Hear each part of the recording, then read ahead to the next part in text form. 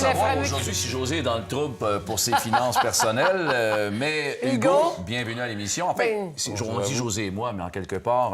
toi, on sait que t'en as de collé. Il y en a d'autres qui vivent à crédit. Mais t'es bien placé, enfin, pour parler des Québécois en général, parce que c'est ton travail, toi, de savoir comment les gens vont financièrement. Absolument. Les gens sont beaucoup endettés. Les gens sont de plus en plus endettés, en fait. Là. On essaie d'éduquer les clients à savoir, ça serait important de les rembourser un jour, ces dettes-là, puis de ne pas les traîner éternellement. Mais la consommation est là, puis c'est difficile. J'ai pas le choix, Hugo, de te parler de ce qui est sorti cette semaine, du fait qu'on parlait des subprimes dans l'immobilier il y a un bout de temps, mais là, semble-t-il qu'au niveau de l'automobile, c'est quelque chose qui se manifeste de plus en plus. Enfin, tout ça pour dire que les consommateurs, les gens en général, cherchent quand même à avoir des besoins qui sont pas capables de se payer. Et puis, faisons une histoire simple par rapport à un quiz qu'on veut amorcer là. Tu vas tenter de savoir si on s'y connaît en finance. En crédit. En crédit, c'est-à-dire pour pas se retrouver dans le trouble, mettons. Parce que l'utilisation du crédit, c'est bien, mais savoir comment l'utiliser pour ne pas se maganer la cote de crédit, c'est beaucoup mieux. C'est ça. Alors, la question est, Alain, José, connaissez-vous votre bureau de crédit? Oui. Bien, Equifax, là, tu vas sur Equifax, puis tu as ta cote de crédit. Bien, c'est ça, c'est tout, c'est fini. On le sait. Ça commence par ça, là. En fait, êtes-vous capable de me nommer une deuxième agence de cotation de crédit? T'as Equifax, puis t'as, je sais pas. Airfax. TransUnion. Oh, TransUnion, moins connu un petit peu. Ça, c'est si t'as des problèmes, là, de... Non, quand tu veux connaître ta cote. Ah, je veux Mettons, connaître ta cote, Tu veux avoir une hypothèque, ils vont aller voir ta cote de crédit. Tu veux emprunter une auto, ils vont aller voir ta cote de crédit. Si t'as genre 400, ça passera pas. La cote de crédit, on appelle ça, savez-vous comment ça s'appelle dans le jargon? Le Beacon Score. Ah oui, parce que c'était un dénommé Bacon qui avait fait ça? Ou il a fait la danse du bacon? Pas du tout. Ni un ni l'autre. C'est pas bacon, c'est pas B-A-C-O-N, c'est B-E-A-C-O-N. OK. Semble-t-il que le terme beacon viendrait, ça s'appelle le beacon light. C'est la petite lumière qui flash sur la queue en arrière des avions qui indique le positionnement de l'avion dans le ciel. OK.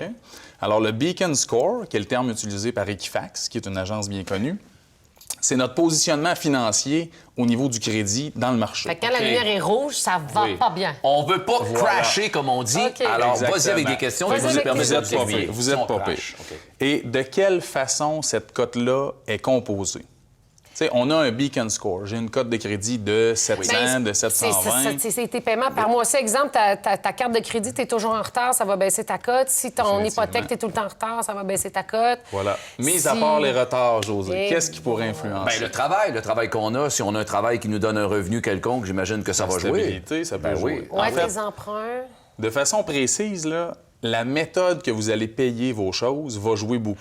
Ah, si tu prends payer dans 2 ans, puis ça va t'affecter négativement? Ça va jouer. Si vous payez par carte de débit, si vous payez sur vos marges de crédit, si vous payez sur vos cartes de crédit... Ça va jouer? Ça va constituer environ, mais pas nécessairement négativement. Ça peut faire augmenter comme descendre la cote, mais environ 35 de la cote vient de la méthode de paiement qu'on utilise. Mais c'est parce que souvent, la méthode, les gens choisissent maintenant la carte de crédit pour avoir les points parce qu'ils vont la payer à la fin du mois. Donc, est-ce que ça affecte négativement parce que tu utilises ta carte de crédit? On signale à l'oreille qu'on ne le paie pas toujours chaque mois. Exactement.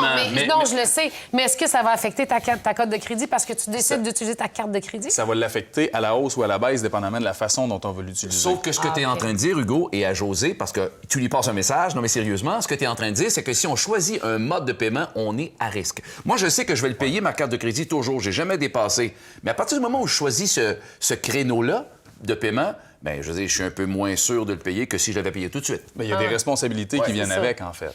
Il y a une autre portion qui est le montant utilisé versus notre limite de crédit. On va dire que c'est environ 30 de notre cote qui va venir de là. C'est-à-dire que si on a une limite, par exemple, de 5 000 sur une carte de crédit, puis qu'à chaque mois, on va mettre un 4 000, 4 500 sur la carte, c'est pas nécessairement une bonne utilisation. Les agences de crédit... trop ton crédit. Exactement. Ça serait préférable d'avoir 2 cartes avec des limites de 5 000 puis de mettre 2 000 chaque côté.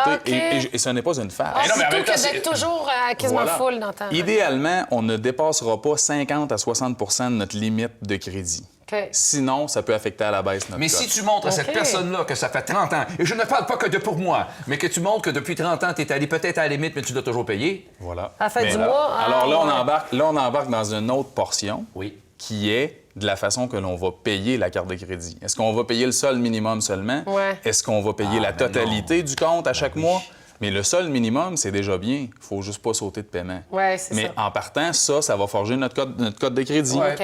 Sinon, le type de crédit utilisé va aussi jouer. Est-ce qu'on utilise une marge de crédit hypothécaire, ce qu'on appelle du crédit rotatif? On va tout mettre là-dessus, on va la rebaisser. À chaque fois qu'elle baisse, on réemprunte, puis on repaye nos visas, puis on réemprunte, puis on la rebaisse. Puis crédit rotatif comme ça qui revient, c'est pas nécessairement bon non plus.